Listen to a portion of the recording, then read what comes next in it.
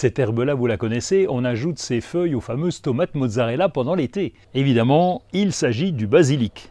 Son nom latin, c'est Oxymum basilicum. C'est une herbe aromatique qui possède des origines très anciennes, une histoire vraiment riche. Il est originaire de l'Inde, où il a été cultivé et utilisé depuis plus de 5000 ans. Évidemment, il s'est propagé à d'autres parties de l'Asie du Sud-Est. Il est devenu un ingrédient essentiel dans de nombreuses cuisines locales. Les anciens Égyptiens l'utilisaient à des fins médicinales et rituelles. En Grèce et dans la Rome antique, il était considéré comme une plante royale. Et son nom vient du mot grec « basileus » qui signifie « le roi ».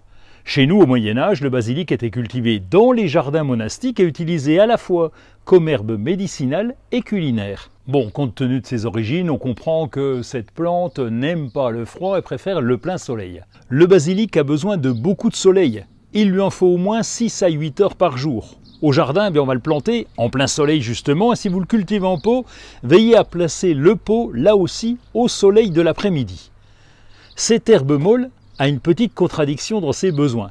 Il lui faut une exposition ensoleillée, mais il faut aussi lui assurer un substrat toujours humide, mais bien drainé. La tâche est un petit peu compliquée, et pour faciliter ses besoins, on va pailler le dessus de la terre ou du terreau. Arroser sur le terreau régulièrement pour le garder frais, mais pas détrempé. En pot, on va retirer l'eau de la soucoupe.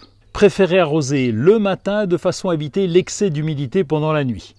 Et pour assurer encore le coup, on va placer une bouteille d'eau avec une tête à planter au pied du basilic. Ce qui nous intéresse chez le basilic, ce sont ses feuilles, alors on va leur porter une attention toute particulière.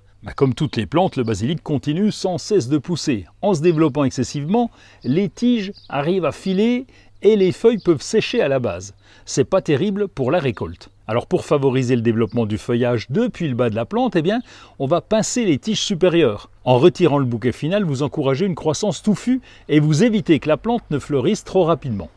Lorsque les fleurs apparaissent, tout de même, supprimez-les pour favoriser le feuillage. Pour les supprimer, pas très compliqué, il suffit de les pincer entre le pouce et l'index ou alors de couper avec un sécateur ces sommités florales.